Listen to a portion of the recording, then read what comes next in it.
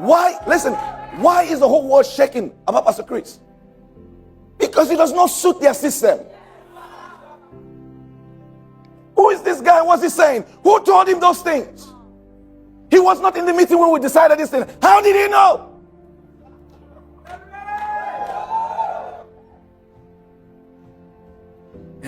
Did you say that 3 billion people watched? 3 billion is dangerous. We have to stop him.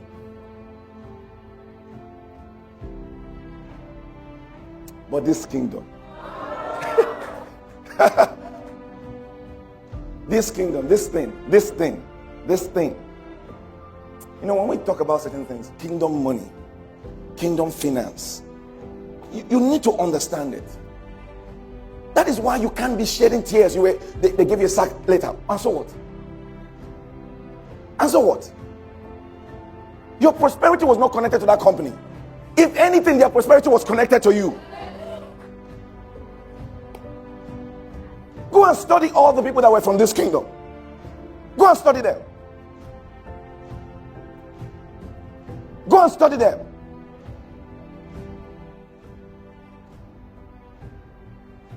What was the Sahara trying to do?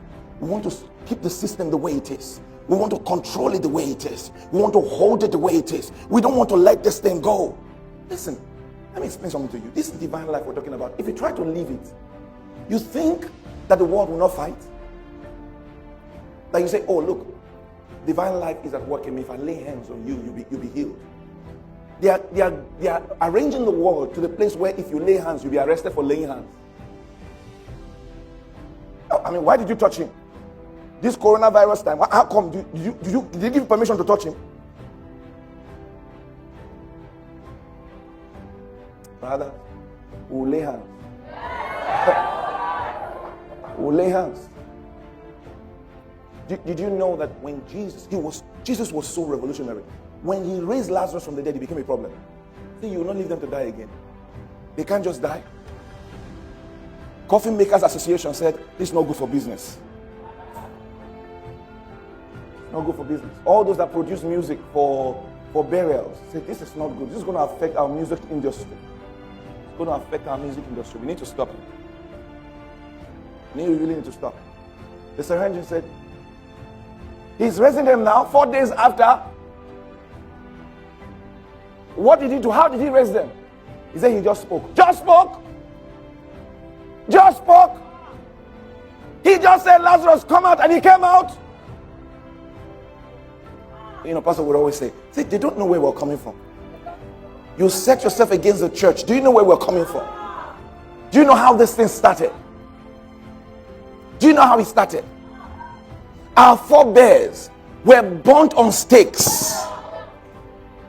Nero used Christians as torchlights to light up Rome. Nero used Christians, put them on sticks like street lights to light up the streets of Rome. The more he was doing it, the more people were getting born again. The more he was doing it, those who were born again were more convinced. True revolution is the way. Listen to me. And this is why am I saying this thing? So that you can have faith in the message of the gospel. Paul was a religious zealot. He was a zealot. He took papers to go and arrest Christians, stop them. This thing has to stop, until he met the thing everybody else ate. He didn't understand why these guys were like this. He was going about arresting. Fell to his faith. The Bible says what he saw was too much. He could not see. He was blind for some days, until that same Jesus spoke to somebody else. A person who never knew Saul walked to him and told him, God said to him. Listen, brothers and sisters, listen to me. I told people, if violence was the way, I would have been a violent person. Oh my goodness. When I was in university, I just thought about it. If cultism was the way, the mind that I have, the kind of cultism I would do, the kind of violence I would, if violence was the way, we'll kill everybody. But it does not solve the problem. It doesn't solve the problem. It doesn't solve the problem. You say, okay, the white man is your problem. After the white man, you finish killing all the white men. Then your brother, the black on black crime, what are you going to do about that? It's okay, now we will now wake up and find out all the other black people who are a problem and we'll kill all of them. Then you find out your mother was also planning to kill you before you were born. In fact, she tried a lot. You come with confession, say, Mom, you tried? You mean you tried? This is all you did to kill me, then you now kill your mother. Then your son will wake up and find out that you killed your mother. And now wonder what kind of a father are you? And to cleanse the land, your son will now kill you.